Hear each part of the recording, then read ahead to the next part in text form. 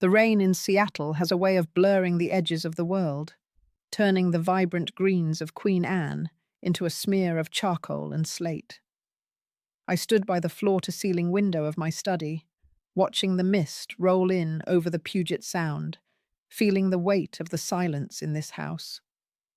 It was my 62nd birthday, a day that should have felt like a milestone of a life well lived, of blueprints turned into steel and glass, of a career as an architect where I mastered the art of making things stand tall.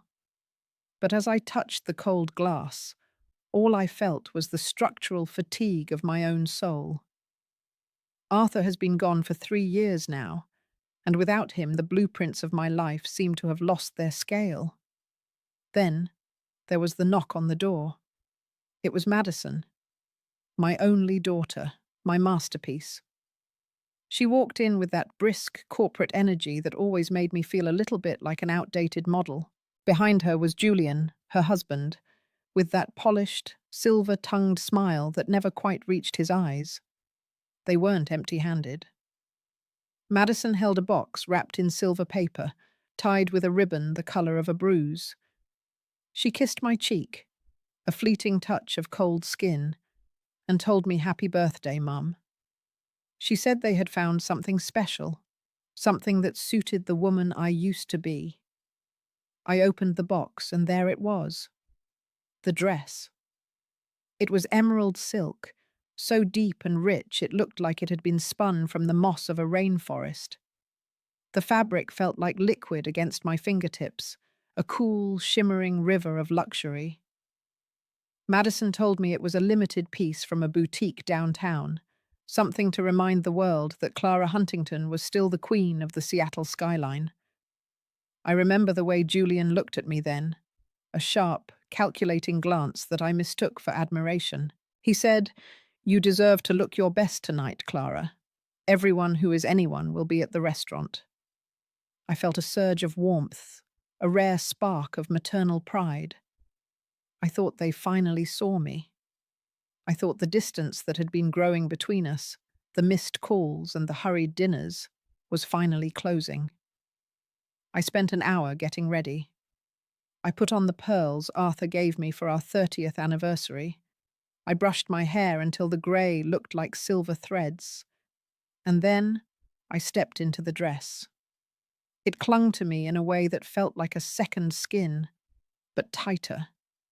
As I looked in the mirror, I didn't see a grieving widow or a retired architect. I saw a woman of substance. I saw a mother who was loved.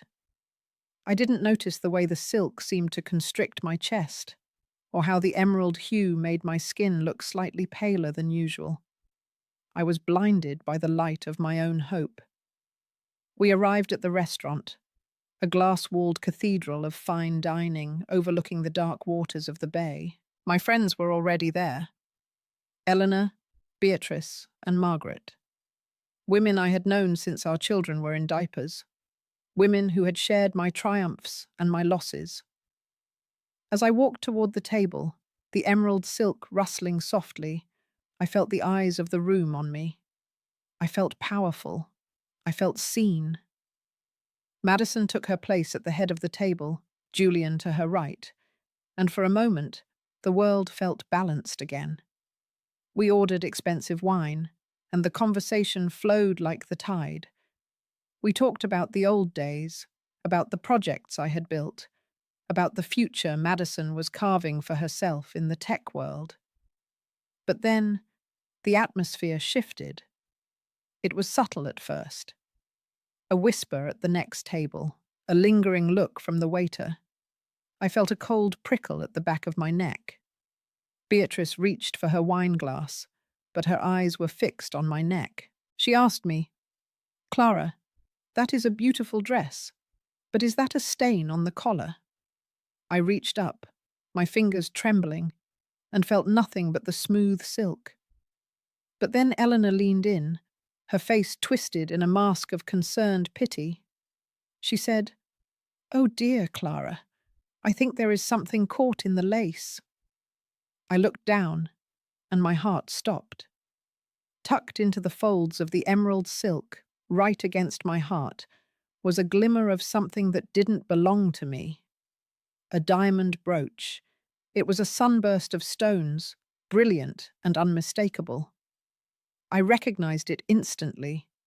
It belonged to Mrs. Sterling, the matriarch of one of Seattle's oldest families, who was sitting just 3 tables away. My breath hitched. How could it be there?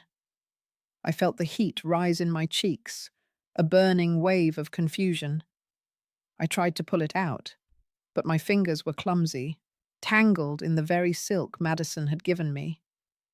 Before I could speak, before I could explain, Julian stood up. His voice wasn't quiet. It was projected, the voice of a man accustomed to leading meetings. But now it was laced with a performative horror. He said, "Clara, what is that? Is that Mrs. Sterling's brooch?" The restaurant went silent. The clinking of silverware died a sudden death. All eyes were on me. I looked at Madison, expecting her to laugh, to tell them it was a joke, to stand up and shield me with her strength. But she didn't. She looked at me with a cold, detached disappointment that felt like a physical blow. Madison didn't raise her voice. She used that soft, trembling tone she used when she wanted to appear like the victim of a great burden. She said, "Mum, oh no, not again. We talked about this. We talked about the forgetfulness. We talked about the things you've been taking from the shops lately." Julian reached across the table and placed a firm hand on my arm, the emerald silk bunching under his grip. He said to the room, to our friends, to the strangers watching with hungry eyes, "Please, everyone, excuse my mother-in-law. She hasn't been herself lately. The doctors call it a cognitive decline. She doesn't even know what she's doing." The words felt like stones being piled onto my chest. Cognitive decline, forgetfulness, taking things. It was a script, a perfectly rehearsed play, and I was the lead actress who hadn't been given her lines. I looked at Eleanor, at Beatrice, at Margaret. I saw the pity. I saw the way they pulled their handbags a little closer to their bodies. I saw the bridge of 40 years of friendship burning down in a matter of seconds.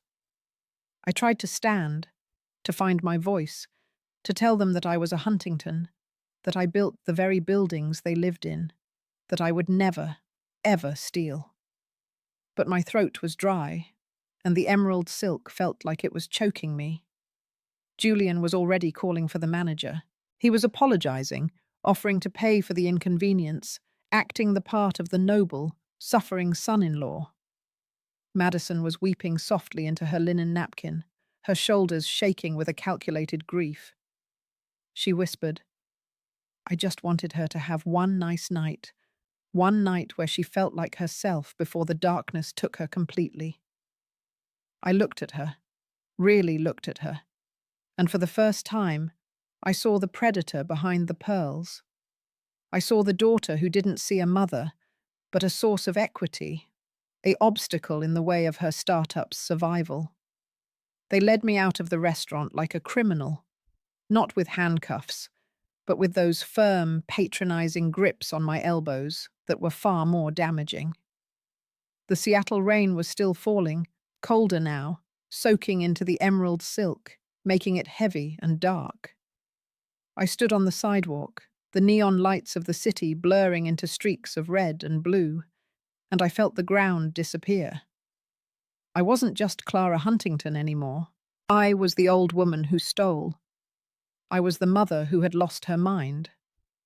I was a problem to be managed. As Julian pushed me into the back of their black SUV, he leaned in close to my ear. The smell of his expensive cologne was suffocating. He whispered, "Don't worry, Clara. We're going to take care of everything now. You don't have to worry about the house, or the bank accounts, or anything at all. You just need to rest. We'll tell everyone it was just a senior moment. But you and I both know you can't be trusted anymore, don't we?" He slammed the door, and the sound echoed in my skull like a gavel.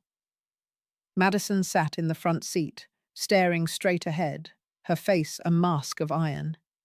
She didn't look back at me, not once.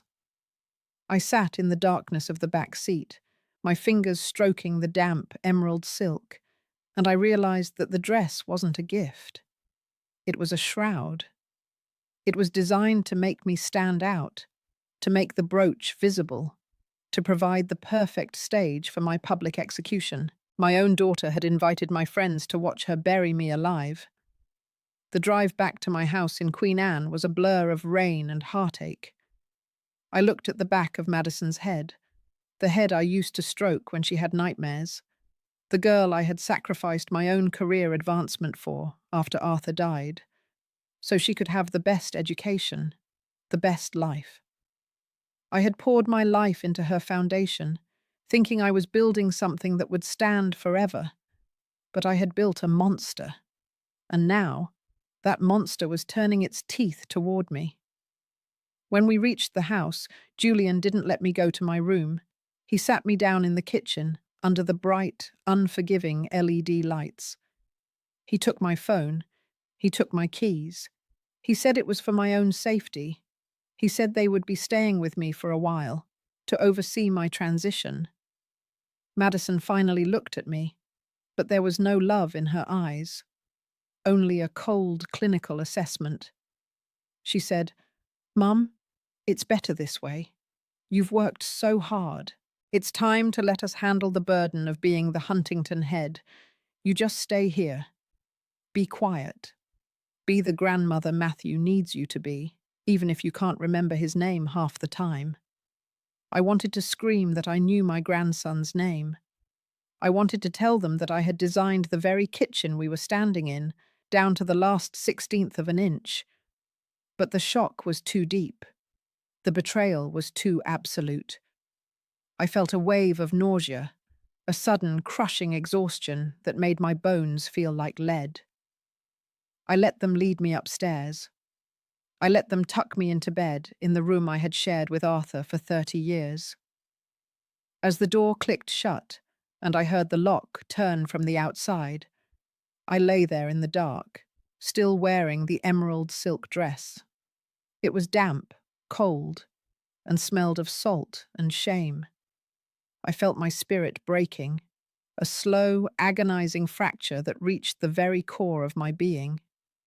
I thought of the way my friends had looked at me. I thought of the whispers that would be spreading through the city by morning. I thought of the daughter I had lost.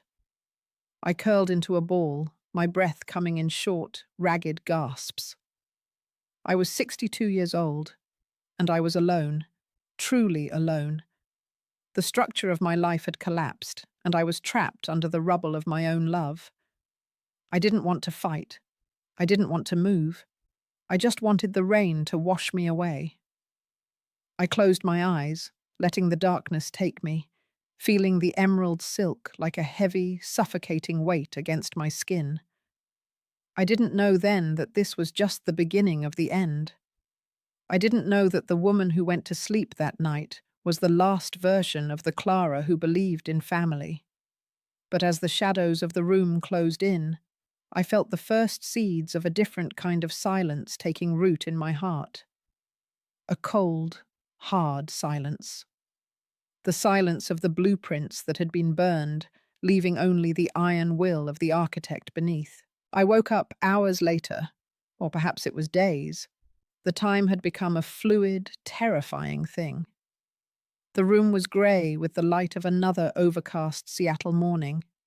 My body felt stiff, as if I had turned to stone in my sleep. I looked down at my hands. They were pale, the veins showing through like blue rivers on a map I no longer understood.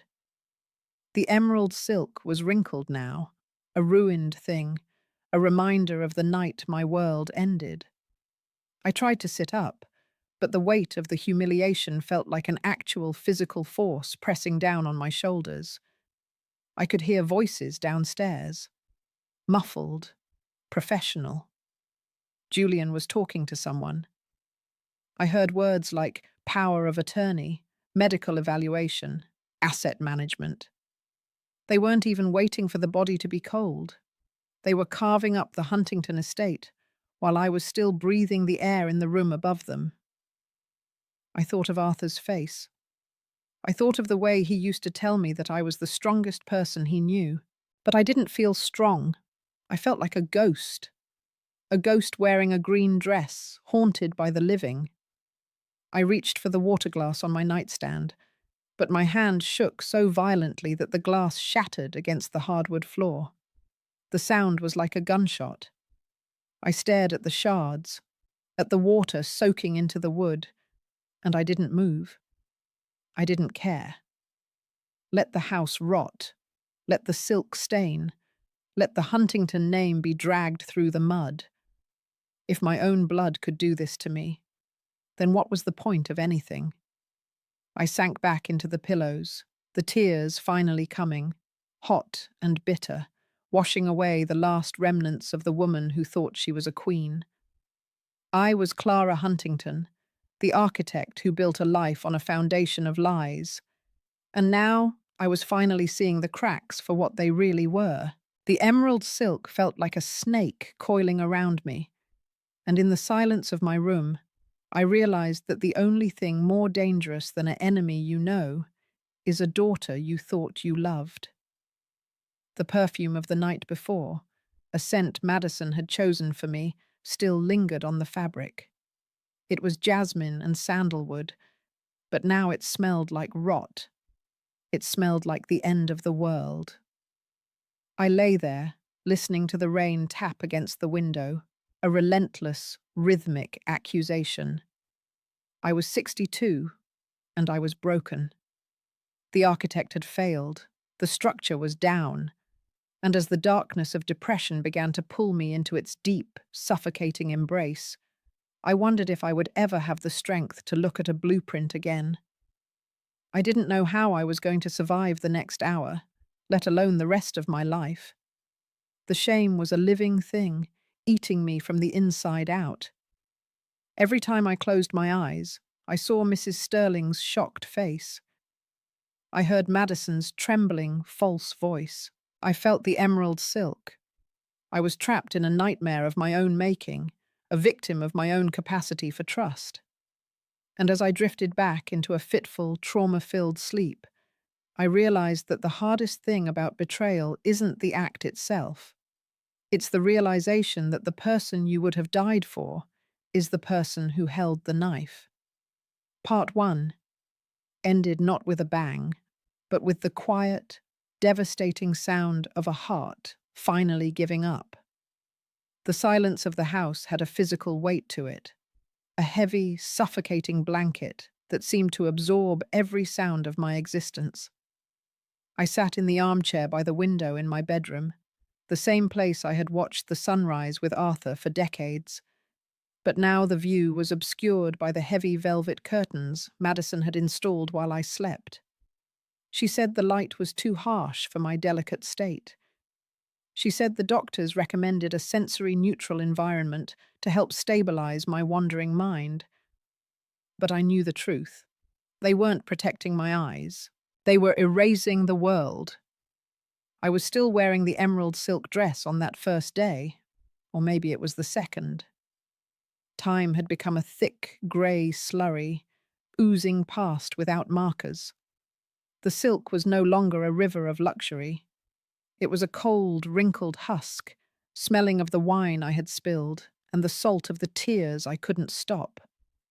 I felt like a specimen in a jar, a once vibrant creature pinned to a board for observation. Downstairs, I could hear the rhythmic clicking of Madison's heels and the low, muffled drone of Julian's voice. They were the masters of the house now. I was just the inhabitant of the attic of my own life. Julian came in around noon. He carried a tray with a bowl of greyish oatmeal and a small white paper cup. He didn't look at me as he set it on the nightstand. He looked at the room, his eyes scanning for any sign of rebellion, any crack in the silence he had constructed. He said, "You need to eat, Clara. We have the specialists coming on Thursday to discuss the permanent arrangements. Madison is very upset, you know.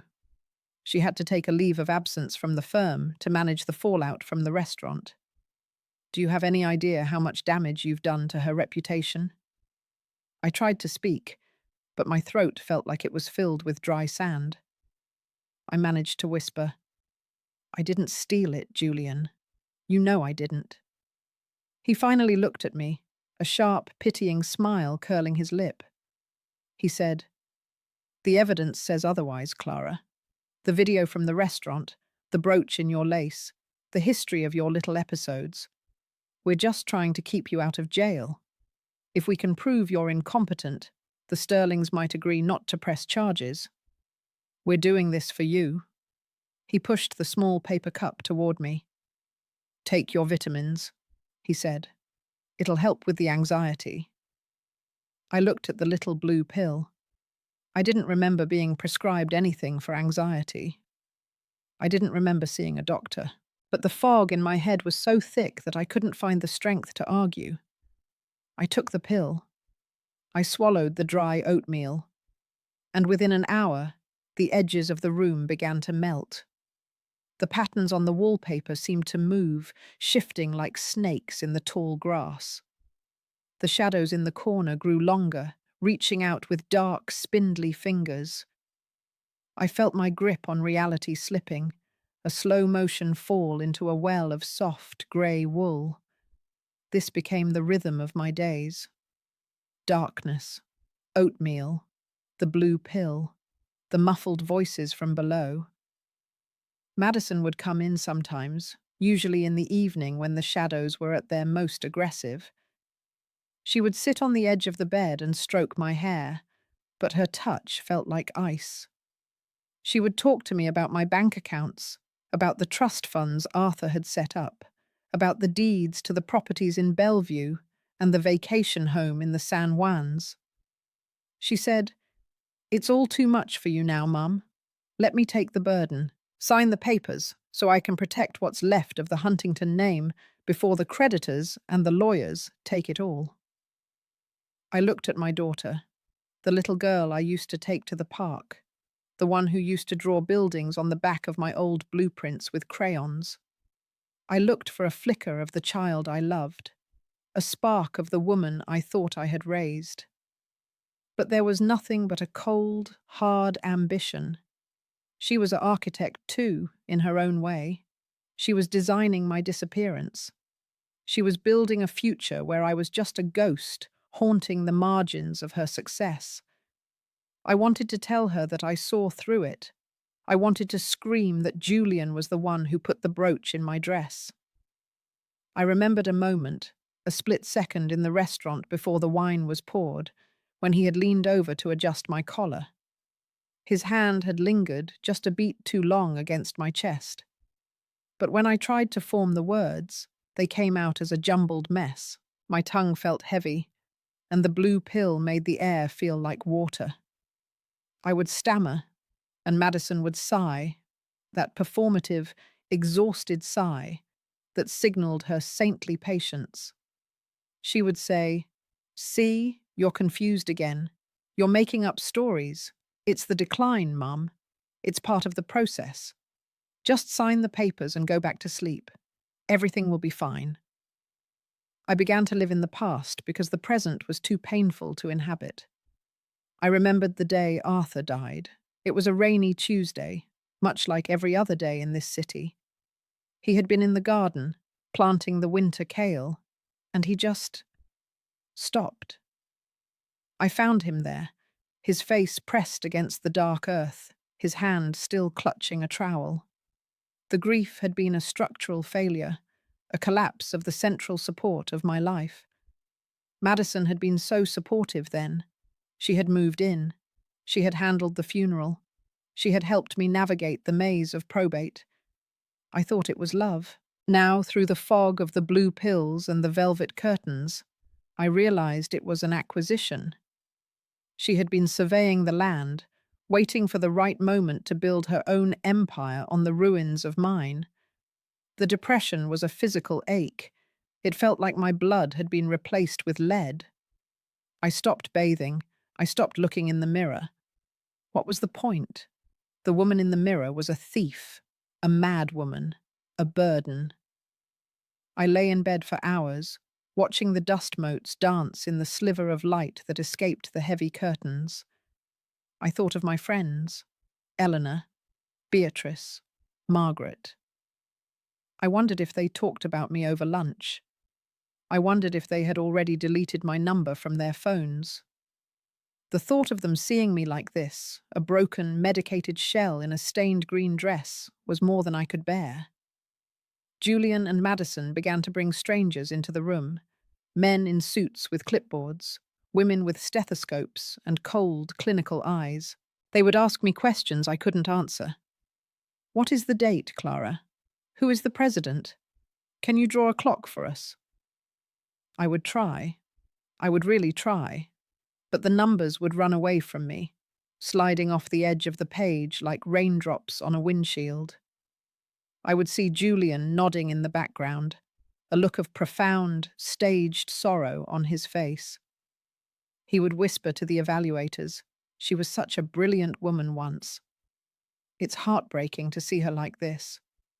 They were building a case, a legal, airtight structure that would seal me away forever. Every missed question was a brick. Every blue pill was the mortar. And Madison was the foreman, overseeing the construction of my tomb. I felt the last of my autonomy being stripped away, like the finish being sanded off an old piece of furniture.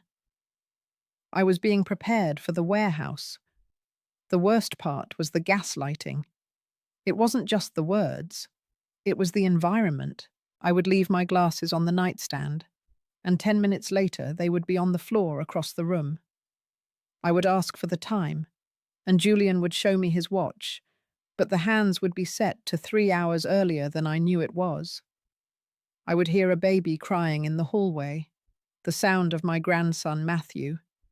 But when I opened the door, the hallway would be empty and dark.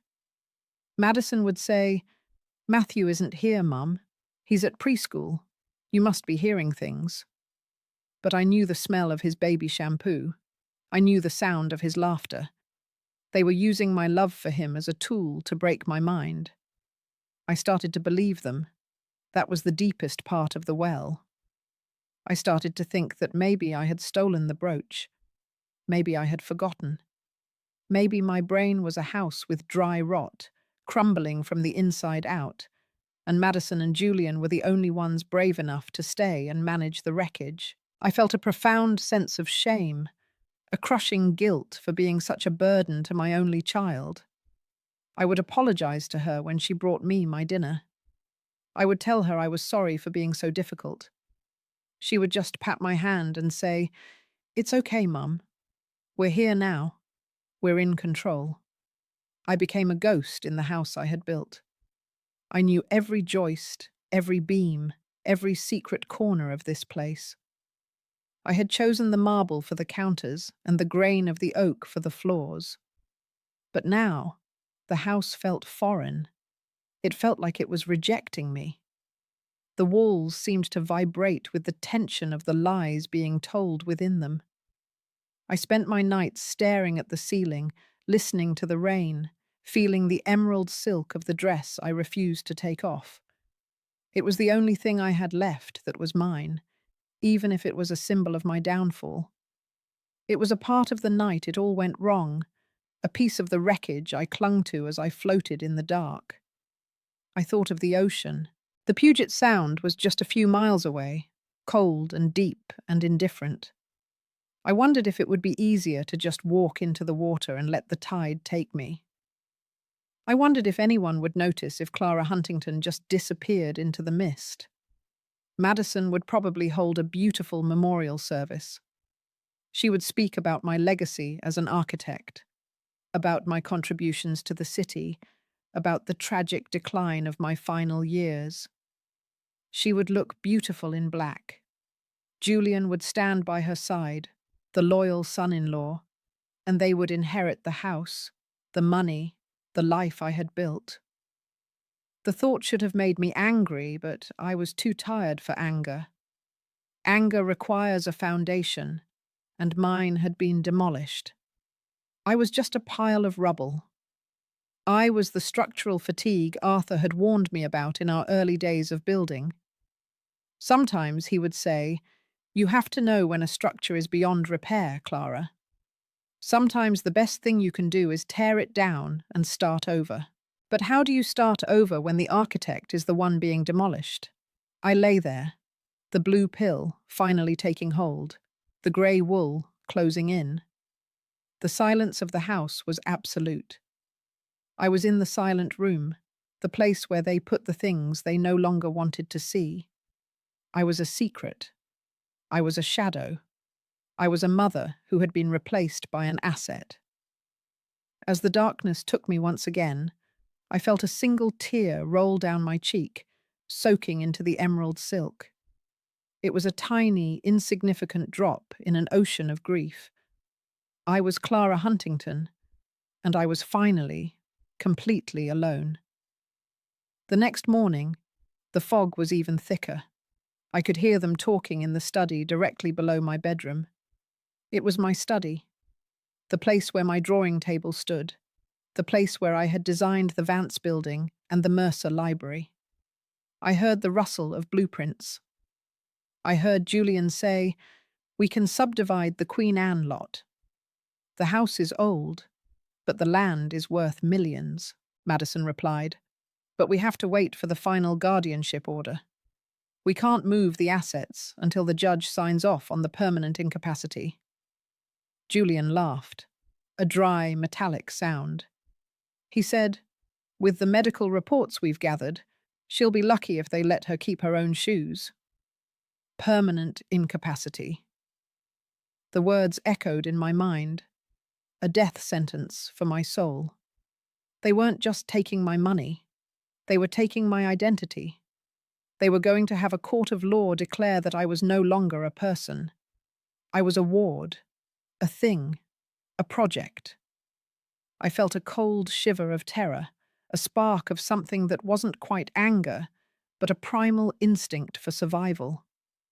It was a tiny, flickering flame in the vast, damp darkness of my mind. I sat up in bed, my head spinning.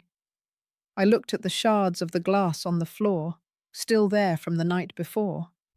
They hadn't cleaned it up. They didn't care if I cut my feet. They probably hoped I would. It would be just another sign of my decline, another incident to add to the file. I looked at the door. I knew it was locked. I knew my phone was gone. I knew the world outside was convinced I was a thief and a madwoman. I felt the weight of the emerald silk against my skin. It was dirty now, stained with oatmeal and sweat and tears. It was a ruined thing, much like me. But as I touched the fabric, I felt the diamond brooch again. They had taken it back, of course, that night at the restaurant, but the memory of it was still there.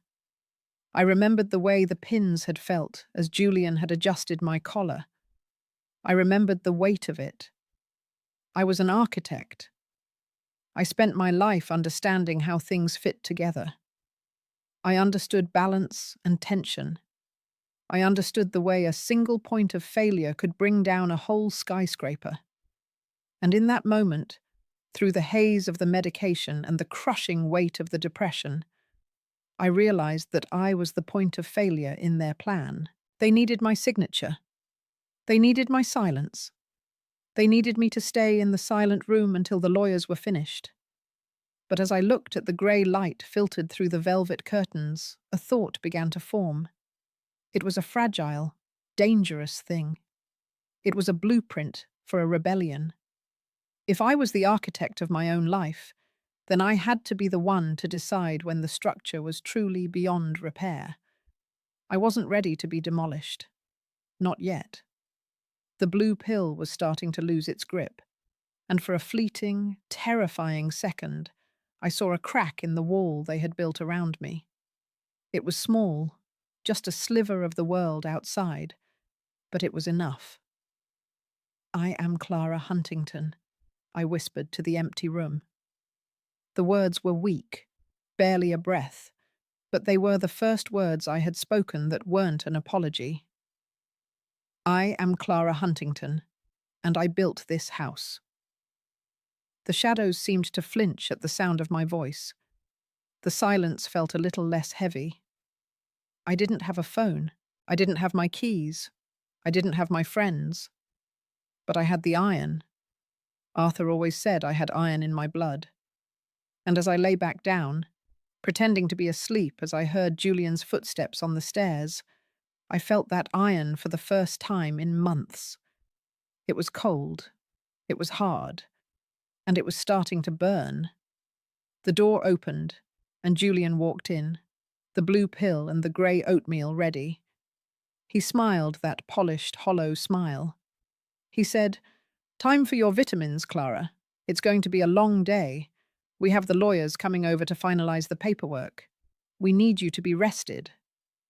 I looked at him, and for the first time, I didn't see a protector. I saw a target. I saw the flaw in the design. I took the pill. I swallowed the oatmeal. I closed my eyes and let the grey wool take me. But this time, I didn't fall. I waited. I waited in the dark, a silent architect in a ruined dress, starting to draw a new set of plans in the silence of my own heart. Part 2 ended not with surrender, but with the quiet, terrifying sound of a mind starting to wake up in the middle of its own nightmare. The blue pill sat on my tongue, a tiny, bitter weight that promised another 12 hours of grey wool and melting walls. Julian was standing over me, his hands on his hips, watching for the swallow. I had mastered the art of the fake gulp, a subtle contraction of the throat that I had practiced in the dark hours of the night. As soon as he turned to pick up the oatmeal tray, I tucked the pill into the deep, dry pocket between my cheek and my gum. I watched his back, the expensive fabric of his suit shimmering in the dim light of the room. He was so confident in my fragility. He was so certain that he had successfully demolished the structural integrity of my mind. When the door clicked shut and I heard the lock turn, I waited. I waited for the silence to settle, for the rhythm of the house to shift into its afternoon lull. I spat the pill into a tissue I had hidden under the mattress. It was a small, blue witness to my rebellion. I felt the fog starting to lift, the edges of the room sharpening like a photo coming into focus. For the first time in weeks, the walls stayed still. The shadows retreated to the corners where they belonged. I sat up, my head clear, the architect in me finally waking up from a long, drugged sleep. I looked at the room. It was no longer my sanctuary. It was a site survey. I began to analyze the space with the clinical detachment I used to bring to a construction zone. The velvet curtains were held by heavy iron rods. The door was solid oak, but the hinges were old. I looked at the floor, at the shards of glass I had avoided for days. I realized then that my depression had been their greatest tool. My grief had been the scaffolding they used to build my prison. But love was a variable I had removed from the equation. Madison was no longer my daughter. She was a liability. Julian was no longer family. He was a trespasser. I spent the next few hours moving with a ghost-like silence that only the truly desperate can achieve. I knew where every floorboard creaked. I knew how to breathe so the air didn't vibrate. I searched the room, looking for anything they had missed. They had taken my phone, my laptop, my car keys. They had stripped me of my digital identity. But they had forgotten about the old world. In the back of my closet, tucked inside a shoebox filled with Arthur's old letters, was a small silver transistor radio. I turned the dial, the static a comfort in the silence. I found a local news station. I heard the date. I heard the weather report. I was back in the stream of time. Then I heard them downstairs. The voices were sharper now that my ears weren't muffled by the grey wool. Julian was in the study. My study. I heard the sound of a drawer being forced open. I heard him say, "The offshore accounts are tied to her biometric data. We need her signature on the physical transfer forms before the end of the month." Madison's voice was tired, edged with a frantic energy I hadn't heard before. She said, "The investors are pulling out, Julian. The startup is a black hole. If we don't get the Huntington liquid assets by Friday, the board will call for a full audit. We'll lose the house, the firm, everything." Julian's voice was cold. "We won't lose anything, Maddie. She's already halfway to the warehouse. We just need to keep her sedated for the final evaluation. The judge likes a tidy case. A senile old woman who can't remember her own name is a very tidy case. Just stay the course." The betrayal didn't hurt this time. It felt like a cold wind blowing through a hollow building. I realized that Madison's tech firm, the one I had been so proud of, was a house of cards. She hadn't been building a future. She had been burning through a legacy. And Julian was the one holding the torch. They didn't hate me. They were just pragmatic. They were using the resources available to them. And I was the largest resource they had. I began to plan. I needed a way out, but I couldn't just run. I was a 62-year-old woman in a stained emerald dress with a record for theft and a medical file that said I was losing my mind. If I walked out the front door, they would have me back in handcuffs within an hour. I needed to be more than a victim. I needed to be an architect. I needed to build a case that was stronger than their lies. I spent the next 3 days pretending to be worse than I was. I would stammer more. I would let the oatmeal dribble down my chin. I would stare at the wall for hours when Madison came in. I watched her look at me with a mixture of guilt and relief. She wanted me to be gone so she didn't have to look at what she was doing. I gave her what she wanted. I gave her the ghost. But underneath the facade, I was working. I waited for the night. Julian stayed late at the office. I heard the front door close, the sound of his car fading into the Seattle rain. Madison was in the kitchen, the smell of burnt coffee drifting up the stairs. I knew the lock on my door. It was a simple deadbolt Arthur had installed years ago for privacy. I had a small metal nail file hidden in my jewelry box. I spent 2 hours working the mechanism, my fingers bleeding, my heart hammering against my ribs. When the bolt finally clicked back, the sound was like a symphony. I slipped out of the room, my bare feet silent on the oak floors. I didn't go for the front door. I went for the study. I needed evidence. I needed the blueprints of their betrayal. The room was a mess. My architectural drawings were scattered on the floor, some with coffee rings on them. My desk was covered in Julian's financial statements. I found a folder marked Huntington Estate. I opened it, and the world went cold. There were documents with my signature on them. Perfect forgeries. They were transfer deeds for the Bellevue property. They were letters of resignation from my board positions. There was a draft of a will that left everything to Julian Thorne in the event of Madison's death. He wasn't just planning to take my money. He was planning to take hers, too. He was the parasite that was eating the whole family. I found something else, a small black device tucked behind the books on the shelf. A listening device. They had been monitoring my room, my phone calls, my life. Every word I had spoken in my grief had been recorded and used to build the narrative of my decline. I felt a surge of cold, pragmatic fury. They had used my own house against me. I needed to contact someone outside their circle of influence. I thought of my friends, but I knew the bridge was burned. I thought of the police, but Julian had the medical reports. Then I remembered Marcus Vance. Marcus was a lion of the Seattle legal world. I had designed the Vance building for him 10 years ago. We had spent months arguing over the load-bearing walls and the height of the atrium. He was a man who respected structure. He was a man who understood that a building was only as strong as its foundation.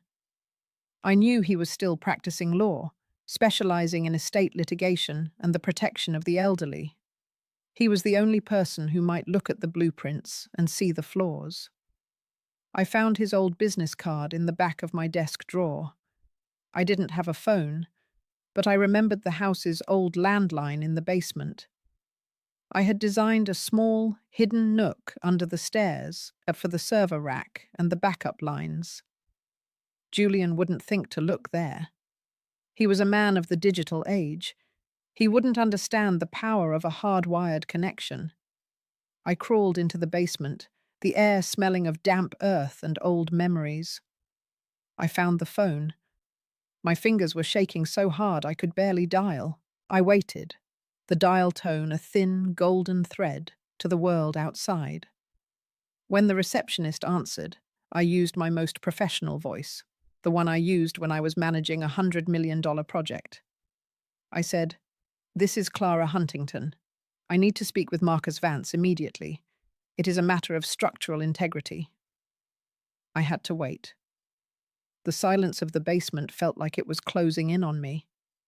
I heard Madison moving in the kitchen above my head. I heard the rain starting to pick up again. Then Marcus's voice came on the line. It was deep, gravelly, and familiar.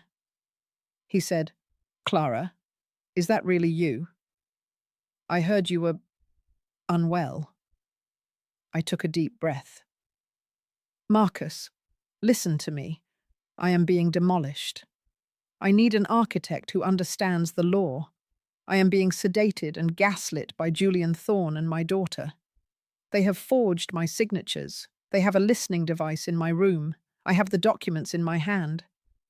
I am not losing my mind, Marcus. I am losing my life." There was a long silence on the other end. I felt the sweat dripping down my back. Then he said, "Where are you?" I told him I was in the house. I told him they were keeping me locked in. He said, "Clara, I need you to be very careful. If Julian is as desperate as you say, he won't stop at gaslighting. I'm going to send a courier to the side gate of your property at midnight. He'll be wearing a yellow raincoat. You need to give him copies of everything you found. Don't try to leave. Not yet. We need the evidence to be airtight before we move." I hung up, the silver of hope finally starting to shine through the grey wool. I spent the next hour at the old copier in the basement, my heart in my throat with every flash of the light. I made copies of the forgeries, the financial statements, the draft of the new will. I tucked the originals back into the folder exactly as I had found them. I was the architect again. I was working with tolerances. I was managing the margins. I slipped back up to my room just as I heard Julian's car pull into the driveway. I locked the door from the inside with the nail file. I got back into bed. I put the emerald silk dress back on. I waited. When he came in to check on me, I was the ghost again. I stared at the ceiling. I let my hand hang limp over the edge of the bed. He looked at me for a long time, the shadow of a smile on his face. He said, "Good night, Clara. Almost there now. Just a few more days." I waited until I heard the house settle into its midnight rhythm. I crept back down to the side gate, the wet grass cold against my feet. The rain was a deluge now, the Seattle sky a heavy, dark ocean. I saw him, the yellow raincoat. He didn't say a word. I handed him the envelope. He nodded once and disappeared into the mist. I walked back to the house, the rain soaking into the emerald silk. I felt a strange sense of peace. The architect had drawn the new plans. The site was prepared. The structure was being rebuilt from the inside out. I was no longer a victim of my own grief. I was a strategist.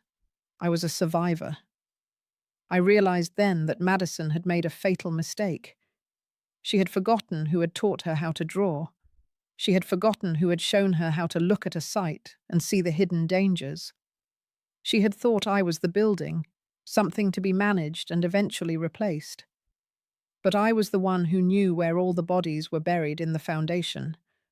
I was the one who knew exactly how much pressure the Huntington name could take before it shattered. I went back to my room and lay down in the dark. I didn't take the blue pill. I didn't need it. The iron in my blood was burning hot now, a fierce, bright flame that the rain couldn't touch. I was Clara Huntington. I was 62 years old. My husband was dead. My daughter was a traitor. And my son-in-law was a parasite. But I was still the woman who built the Seattle skyline, and I was going to make sure that when this house finally fell, it fell on top of them. The pragmatism was a cold comfort, but it was enough. I didn't love them anymore. The love had been a load-bearing wall that had collapsed, and I had learned to live in the open air. I thought of Matthew, my grandson. I would save him from the wreckage. I would build him a new house, one made of truth and steel. As I drifted into a natural, drug-free sleep, I felt the emerald silk dress against my skin. It was no longer a shroud. It was a uniform. It was the color of the moss that grows on the strongest stones. It was the color of survival. I was the architect, and I was finally beginning to build. Part 3 ended with the silent, terrifying smile of a woman who had stopped being a mother and started being a hunter. The rain in Seattle was no longer an accusation. It was a rhythmic, percussive score to my transformation. I sat in my darkened room, listening to the water hit the slate roof of the house I had built. And for the first time in weeks, I didn't feel like I was drowning. I felt like I was being washed clean of the last remnants of a mother's blind devotion. The architect was back on the job site, and I was surveying the damage to the foundation. Love was a structurally unsound variable. I had removed it from the blueprints, leaving only the cold, hard steel of a pragmatic survival. The courier in the yellow raincoat had returned 3 nights after I sent Marcus Vance the files. This time, he didn't leave empty-handed. Tucked into a nondescript paper bag disguised as a grocery delivery for Julian was a series of small, flat boxes. Marcus had understood the assignment perfectly. He didn't just send legal advice. He sent the tools of a digital counterinsurgency, high-definition pinhole cameras, miniature recording devices, and a secure, encrypted mobile hotspot that didn't rely on the house's compromised Wi-Fi. Julian Thorne thought he was the master of the digital domain, but he was a child playing with fire compared to a woman who understood the physical geometry of a building's secrets. I spent the next 48 hours in a state of hyper-focused clarity. I didn't need the blue pills. I had adrenaline. I had purpose. I would wait until Julian left for the office and Madison was distracted by her failing startup's frantic conference calls. I moved through the house like a shadow, a silent ghost reclaiming her territory. I knew exactly where to place the cameras. I hid one in the ornate molding above the study door, angled perfectly to capture the desk where Julian forged my name. I tucked another into the vents of the kitchen, where they sat and discussed my warehousing over artisanal coffee. I wired a microphone into the base of the lamp in the living room, the very place where they had staged my mental breakdowns for the doctors and evaluators. I was the architect. I understood sightlines. I understood the way sound traveled through the ventilation ducts. I was building a digital fortress around their lies, and they had no idea they were walking into a trap of my design. Every time Madison came into my room to check on me, I gave her the same vacant stare. I let my mouth hang open just a fraction. I kept the emerald silk dress on, now so wrinkled and stained it looked like a discarded skin. She would sigh that exhausted, saintly sigh and say, "I'm so sorry you're like this, Mum." It's for the best, really. Julian has found a lovely facility in the Cascades. It has a beautiful garden. You always loved gardens. I would just nod, my mind recording the cold calculation in her voice. Gardens. She meant a graveyard for the living. I watched her through my own eyes, but also through the lens of the camera I had hidden in the teddy bear Matthew had left in my room. I was recording her guilt. I was archiving her betrayal. It was no longer an emotional wound. It was a data point. It was evidence for the structural failure of her character. The blue pills were stacking up in the tissue under my mattress. I had enough now to put an elephant to sleep. I looked at the pile of chemicals and felt a strange sense of power. They thought they were sedating a woman. They were actually fueling a hunter. The fog in my head had completely cleared, replaced by a crystalline logic. I began to track their movements with the precision of a project manager. Julian's late-night meetings weren't meetings. They were frantic sessions with a liquidator. He was trying to sell my Bellevue property under the table using the forged power of attorney. I heard him on the kitchen microphone, his voice edged with panic. He said, "I don't care about the market value, Rick. Just get me the cash. We need to clear the debt before the guardianship hearing on Tuesday. If the judge asks questions, we'll just say we're consolidating her assets for her long-term care." Madison's responses were getting shorter, sharper. The stress of the lies was starting to show in the structural integrity of her own mind. She said, "Julian, what if she wakes up? What if she has a lucid moment in front of the court-appointed evaluator?" Julian's reply made the iron in my blood burn white-hot. He said, "She won't wake up, Maddie. I'll make sure the dosage is increased on Monday night. She'll be a vegetable by the time the judge sees her. It's the kindest thing to do, really. A dignified exit. The kindest thing." I sat in my armchair, the emerald silk rustling as I leaned forward to check the encrypted tablet Marcus had smuggled in. The video feed was crystal clear. I watched Julian Thorne, the man my daughter had chosen over her own mother, calmly discussing my chemical lobotomy. I felt a surge of cold, pragmatic satisfaction. I had it. I had the intent. I had the conspiracy. I had the blueprints for their destruction. I contacted Marcus through the landline in the basement at midnight. I said, "Marcus, the load-bearing walls are starting to buckle. I have the recordings." He said, "Clara, it's enough. We have more than enough. I've filed an emergency motion to stay the guardianship hearing. I've also filed a criminal complaint for elder abuse, fraud, and attempted murder. The judge is a friend of Arthur's. He saw the files I sent him tonight." He was shaken. I felt a thin, sharp smile touch my lips. Shaken. Good. I wanted them to feel the ground shake beneath them.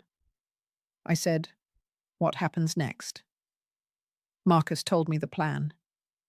On Tuesday morning, the evaluator would arrive, but she wouldn't be alone. She would be accompanied by a team of officers from the King County Sheriff's Department. They would have a search warrant for the house. They would find the listening devices. They would find the forged documents. And they would find me, the woman they thought they had buried alive. "But you have to stay the course, Clara," Marcus warned. "You have to stay in that room. You have to take the pills, or pretend to, until they walk through that door. If Julian suspects anything, if he sees a change in your behavior, he might act faster than we can." I understood tolerances. I understood the importance of staying within the design parameters. I went back to my room and lay down in the emerald silk dress. I felt like an actor waiting for the curtain to rise on the final act of a long, tragic play. I listened to the rain. I listened to the silence of the house. I listened to the muffled sound of my daughter's laughter from the floor below, a sound that used to bring me joy, but now sounded like the rasp of a saw against a support beam. Sunday was the hardest day. Madison came in with Matthew, my grandson, the only person in this house who still saw me as a person. He ran to the bed and tried to climb up, but Madison pulled him back. She said, "Be careful, Matthew. Grandma isn't feeling well. She's very sick in her head. She needs quiet." Matthew looked at me with his big, brown Huntington eyes, eyes that were so much like Arthur's. He said, "But I want to show Grandma my building blocks." "Look, Grandma, I built a tower." I looked at the tower of plastic blocks. It was red and blue and yellow, wobbly but standing. I wanted to pull him to my chest. I wanted to tell him that Grandma was the best architect in the city and that she was going to build him a world where people told the truth. But I couldn't. I had to stay in character. I let my eyes stay glassy. I let my hand remain limp. I felt a piece of my heart break off and fall into the dark. But I didn't let it show. I was the architect, and I was working with a rigid set of specifications. Madison took him away, her voice soft and poisonous.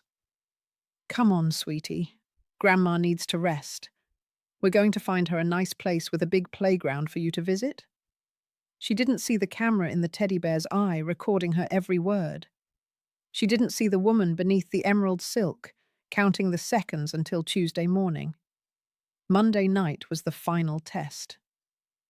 Julian came in with the oatmeal and the blue cup. This time, there were 3 pills. He didn't look at me. He was humming a low, tuneless song. He said, "Last night in the old house, Clara. Big day tomorrow. We're moving you to the retreat in the morning. It's got a view of the mountains. You'll love it. Just take these and get a good night's sleep." I took the cup. I tucked the pills into my cheek. I swallowed the grey sludge. I watched him leave. I heard the lock turn. Then I spat the pills out and washed my mouth with the water from the vase of dead roses Madison had forgotten to remove. I didn't sleep. I sat in the armchair and watched the rain wash over the city. I looked at the skyscrapers I had helped build, their lights twinkling in the dark like beacons. I thought of Arthur. I thought of the legacy we had tried to create. I realized that the Huntington name was never about the buildings. It was about the integrity of the people who inhabited them.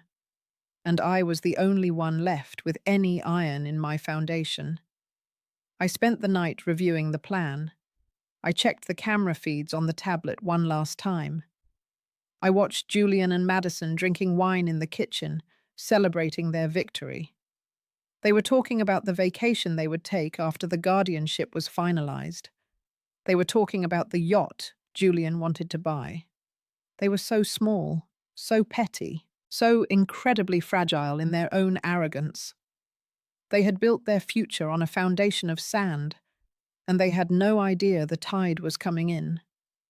As the sun began to rise over the Cascade Mountains, turning the Seattle sky into a smear of bruised purple and cold gold, I felt a strange sense of calm. I wasn't afraid. I wasn't depressed. I was pragmatic. I was an architect at the end of a long, difficult project. I was ready to hand over the keys. I stood up and walked to the mirror. I looked at the woman in the emerald silk dress. She was thin, her skin pale, her hair a wild tangle of silver. But her eyes were clear. Her eyes were hard. She was the woman who had survived the demolition. She was the woman who was about to walk out of the rubble. I heard the first car pull into the driveway at exactly 8 o'clock. Then another, then a third. I heard the doorbell ring. I heard Julian's voice, the polished, hollow tone he used for visitors. He said, "Good morning. You must be the evaluators. Please, come in. My mother-in-law is upstairs. She's had a very difficult night. She's quite sedated." I heard the footsteps on the stairs. Not the 2 people I expected, but a crowd. A heavy, purposeful march. I went to the bed and lay down, folding my hands over my chest, pulling the emerald silk around me like a shroud. I closed my eyes. I waited for the lock to turn. When the door opened, I didn't move. I heard Madison gasp. I heard Julian say, "Please be quiet. She's very fragile." Then I heard a voice I hadn't heard in years, but would know anywhere.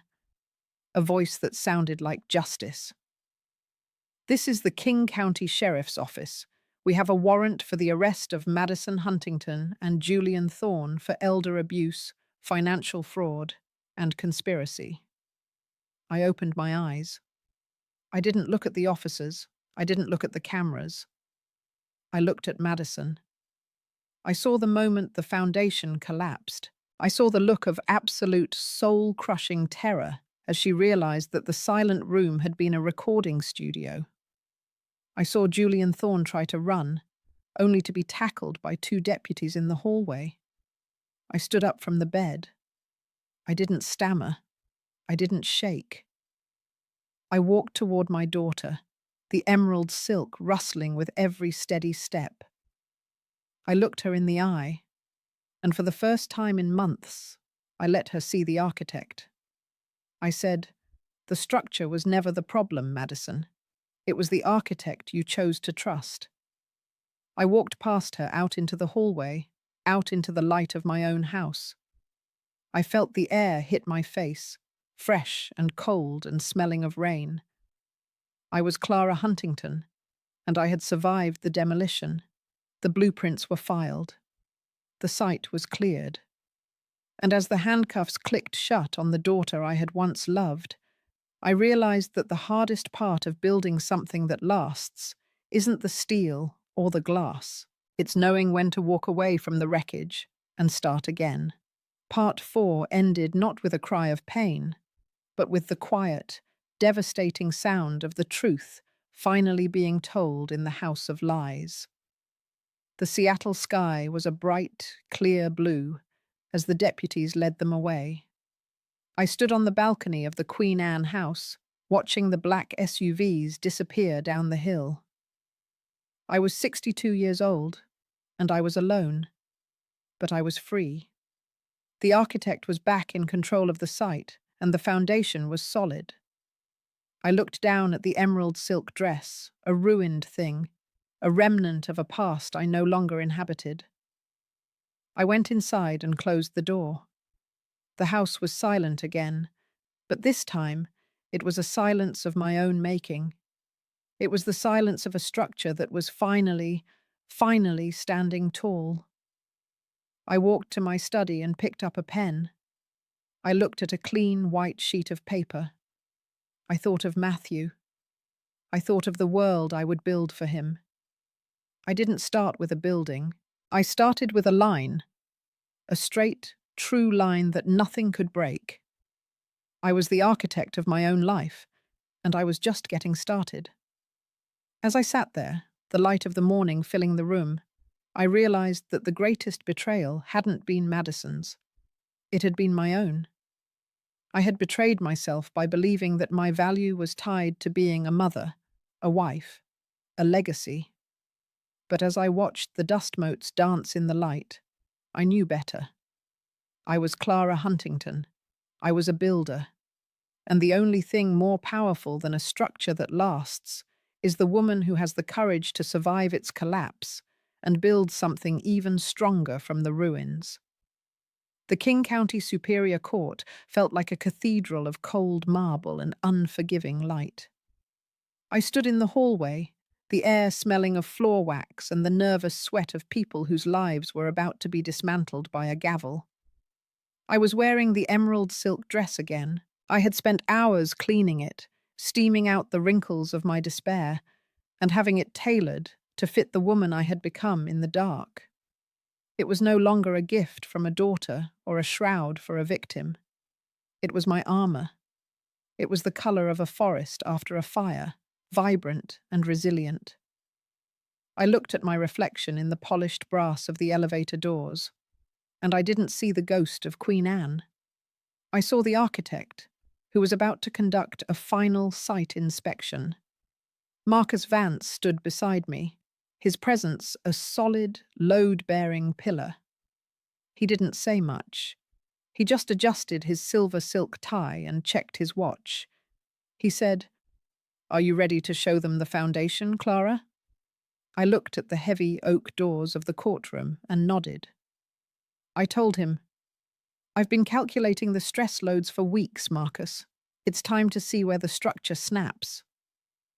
We walked inside, the sound of my heels on the stone floor a steady, rhythmic declaration of my existence. The courtroom was packed. The Seattle press had caught wind of the Huntington scandal, a story of old money, tech sector desperation, and a mother's supposed descent into madness.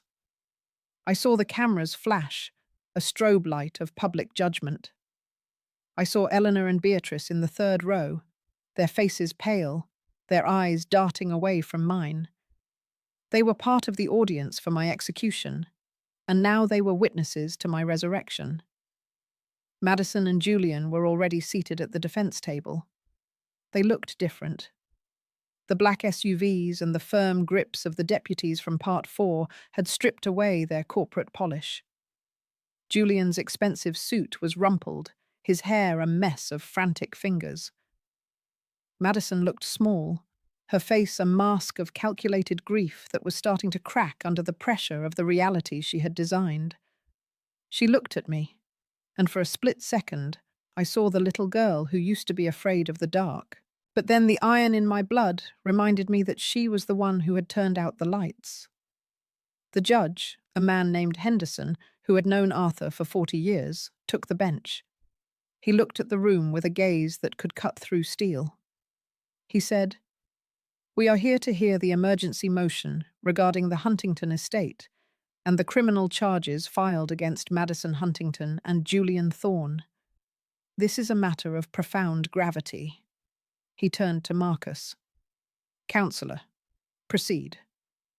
Marcus stood up, his voice a low, dangerous rumble. He didn't start with the money. He started with the architecture of a betrayal. He spoke about the way Julian Thorne had surveyed my life like a piece of distressed property. He spoke about the blue pills, the gaslighting, and the emerald dress that was meant to be my final costume. Then, he called the first witness. It was the court-appointed evaluator, a woman named Sarah Miller, who had been in the house on that Tuesday morning. She testified about the state of the Queen Anne villa. She spoke about the hidden cameras we had discovered, the ones Julian had installed to monitor me, and the ones I had installed to monitor them. She played the first recording. The courtroom went silent. It was the sound of the kitchen vents. I heard Julian's voice, clear as a bell, saying, "We just need to keep her sedated for the final evaluation." I heard Madison's reply, a whisper that felt like a razor across my throat. "Julian, what if she wakes up?" I watched the jury, or rather the legal assistants and the judge who were acting as the finders of fact, and I saw the moment the foundation collapsed. Julian put his head in his hands. Madison just stared at the table, her knuckles white. But Marcus wasn't finished. He brought out the financial blueprints. He showed the forgeries. He called a handwriting expert who explained the technical failure of the forged signatures on the property deeds. He spoke about the $3 million Julian had tried to move into an offshore account in the Cayman Islands. He wrote the numbers out on a large display board. $3 million. He said, "This wasn't about care, Your Honor. This was a demolition for profit." Then, it was my turn. I walked to the witness stand with a steady gait.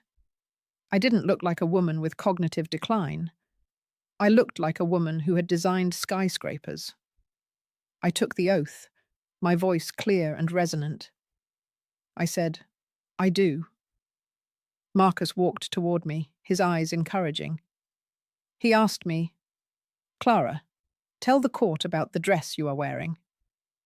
I touched the emerald silk. I said, "My daughter gave me this dress for my 62nd birthday. She told me it was a symbol of my status. But Julian Thorne used it as a stage. He tucked a diamond brooch into the lace and told the world I was a thief. He used my grief for my late husband as the mortar for a prison. They fed me medications that weren't mine.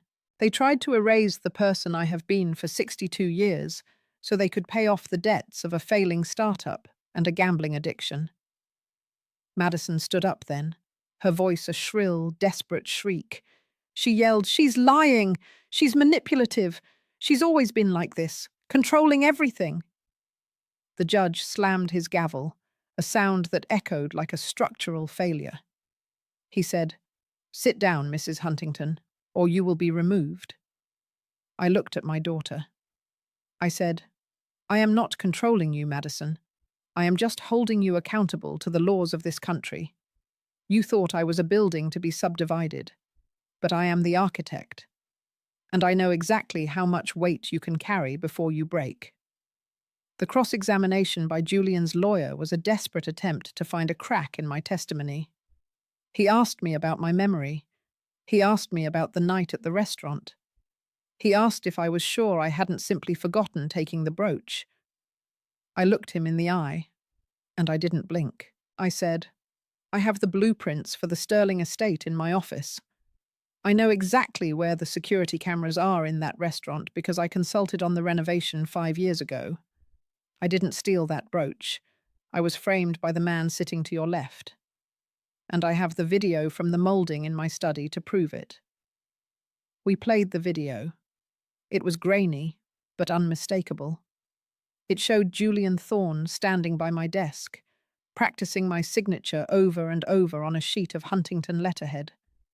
It showed him taking the sterling brooch out of a velvet pouch and whispering to Madison, "This will be the final blow, Maddie. Once she's accused of theft, no one will believe a word she says about the money." The silence that followed was absolute. It was the silence of a grave. Julian Thorne looked like a man who had just watched his own execution. Madison was weeping now, but they weren't the crocodile tears of the restaurant. They were the tears of a predator who had been caught in her own trap. The judge didn't even need to retire to his chambers. He looked at the evidence, he looked at the recordings, and he looked at me. He said, "In my 30 years on the bench, I have rarely seen a more calculated or cruel attempt to dismantle a human being's dignity. The evidence of elder abuse, financial fraud, and criminal conspiracy is overwhelming." He turned to the bailiffs. He said, "Take Julian Thorne into custody immediately. No bail."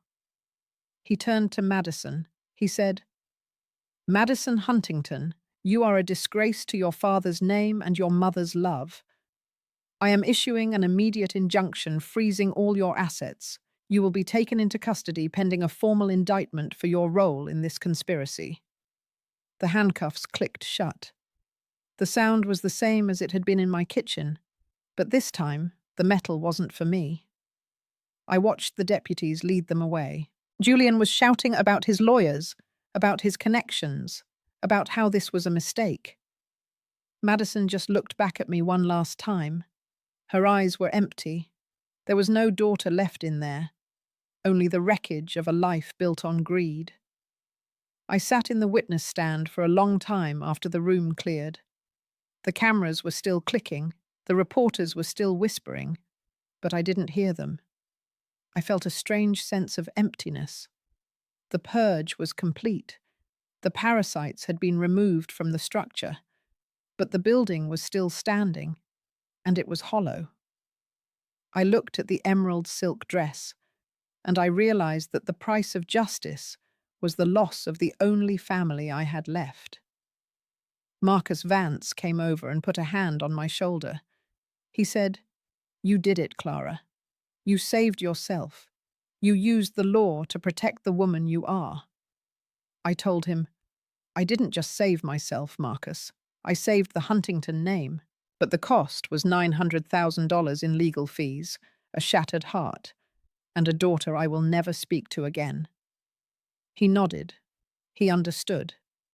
He said, Sometimes you have to burn the site to clear the debris. But look at you, Clara. You're still standing. I walked out of the courtroom and into the Seattle afternoon. The rain had stopped. The sky was a bright, sharp blue that made my eyes ache. I stood on the steps of the courthouse, watching the people walk by, and I felt the weight of my freedom. It was a heavy thing, but it was mine. I wasn't Clara the thief. I wasn't Clara the mad woman. I was Clara Huntington, the architect. I thought of the vacation home in the San Juans. I thought of the Bellevue property. I thought of the money they hadn't been able to steal. It was all there. Millions of dollars. A fortune built on steel and glass. But as I looked at the city skyline, I realized that none of it mattered if I didn't have a foundation of peace. I went to a small cafe near the market. I ordered a coffee and sat by the window. I watched the ferries cross the bay, their wakes like white scars on the dark water. I thought of Matthew, my grandson. I would find a way to be in his life, away from the poison of his father and the ambition of his mother. I would build him a world where a birthday gift was just a gift, not a weapon. The purge had been clinical. It had been necessary. It had been American in its efficiency and its reliance on the truth of the record. I had used the very tools they tried to use against me, technology, law, and social status, to dismantle them. I had been the more efficient architect. But as the sun began to set, casting long golden shadows across the street, I felt the first real sting of the trauma. The adrenaline was fading, leaving only the cold reality of what had happened. My daughter had tried to kill my mind. My son-in-law had tried to steal my life. I had won the war, but the battlefield was my own soul. I touched the emerald silk of my sleeve. It was a beautiful fabric. It was strong. It was resilient, just like me. I realized then that I didn't need to be a queen or a legacy or a mother to be valuable. I just needed to be the woman who knew how to build things that lasted. I was the architect of my own recovery. I paid for my coffee and walked back to my car. I drove toward Queen Anne, toward the house I had built with Arthur. I knew I wouldn't stay there. The house was too full of ghosts, too full of the echoes of Madison's false laughter and Julian's cold calculations. I would sell it. I would subdivide the lot myself. I would use the money to build something new, something small, something solid, something that was just for me. The architect was ready for a new project. The site was cleared. The demolition was over. And as I watched the lights of the city flicker on, I knew that the next structure I built would be the most important one of all. It wouldn't be made of steel or glass. It would be made of boundaries, of law, and of the quiet, unbreakable strength of a woman who had learned to love herself more than the people who tried to destroy her. Part 5 ended not with a celebration, but with the quiet, determined breath of a survivor who was finally, truly, in charge of the blueprints. The night air was crisp, the scent of the ocean mingling with the smell of wet asphalt. I felt a surge of autonomy that was almost intoxicating. I was 62 years old, and for the first time in my life, I didn't belong to anyone but myself. Not to my husband's memory, not to my daughter's needs, not to the city's expectations. I was Clara Huntington, and I was free. The emerald silk rustled as I stepped into my car, a final shimmering note in a symphony of survival. The purge was over. The building was standing, and the architect was finally going home. The morning mist over the Puget Sound was different today. It didn't feel like a shroud or a cold hand pressing against my lungs. It felt like a clean slate. I stood on the balcony of my new apartment in West Seattle, a space of glass and industrial steel that smelled of fresh paint and possibility. I had sold the Queen Anne house. I had sold the ghosts and the echoes of a daughter's betrayal for $7,500,000. I didn't haggle over the price. I didn't care about the profit margins. I just wanted the site cleared. I wanted the ground where Julian Thorne and Madison Huntington had tried to bury me to belong to someone else. The architect had moved on to a new project, and this time, I was the only client who mattered. The legal fallout had been as clinical and efficient as a demolition crew. Marcus Vance had handled the final signatures with the grace of a man who understood that justice is a form of structural reinforcement. Madison was serving a sentence of 10 years in a state facility. Julian had been given 15. The crimes of elder abuse and financial fraud were not taken lightly in this city, and the evidence I had gathered in that emerald silk dress had been the bedrock of the prosecution's case. I had watched them being led away in the previous part, and I hadn't looked back, not even once. The iron in my blood had cooled into a steady, unbreakable resolve. I was no longer a victim seeking comfort. I was a survivor who had reclaimed her autonomy through the very laws they had tried to circumvent. I sat at my new walnut desk, looking at the bank statements. The Huntington estate was intact. The $900,000 in legal fees were a small price to pay for the return of my life. I had established the Matthew Huntington Trust, a fund of $2 million that would ensure my grandson had every opportunity in the world, provided he stayed away from the poison of his father's legacy. I had arranged for shared custody with Julian's sister, a woman who lived in a quiet town in Oregon and had no desire for the Seattle spotlight. We had reached an agreement that was practical and shielded the boy from the wreckage of his parents' choices. The law had provided the boundaries that love had failed to maintain. A scent of cedar and sea salt drifted through the open window. It triggered a memory, but for the first time in months, the memory didn't hurt. I remembered a summer 30 years ago, when Madison was a toddler, and Arthur was still building his first firm. We were on a boat near the San Juan Islands, and the world felt like it was made of gold and blue. I realized then that I could hold on to that gold without being burned by the fire that followed. The betrayal didn't erase the love I had once felt, but it had certainly changed the nature of the relationship. I had learned that blood is not a guarantee of loyalty. I had learned that a family is only as strong as the integrity of its individual members. And when the integrity fails, the structure must be abandoned for the safety of those who remain. I walked to the closet and looked at the emerald silk dress one last time. It was hanging there, perfectly cleaned and pressed, a shimmering green ghost. I had thought about burning it. I had thought about throwing it into the deep, dark waters of the bay. But as I touched the smooth fabric, I realized it was more than a reminder of a bad night. It was the skin I had shed to become the woman I was now. It was the uniform of my awakening. I folded it carefully and placed it into a box. I would donate it to a charity that helped women re-enter the workforce after domestic trauma. It was a beautiful dress, and it deserved to move on, just as I had. The silence in my new home was a luxury. It wasn't the suffocating silence of the room where I had been sedated. It was the quiet of a mind that had finally stopped apologizing for its own existence. I spent my afternoons at the Seattle Public Library, the very building I had helped design decades ago. I sat in the atrium and watched the light move across the geometry of the walls. I saw the people using the space I had created, and I felt a profound sense of purpose. My legacy wasn't Madison Huntington.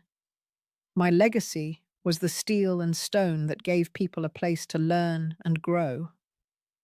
I was a builder, and I was still building. I had reconnected with Beatrice and Eleanor, but the bridge was different now. We met for lunch at a small bistro, far away from the restaurant of that fateful night. They apologized, their voices full of the shame of having believed the lies of a younger generation. I accepted their apologies with a polite, pragmatic distance.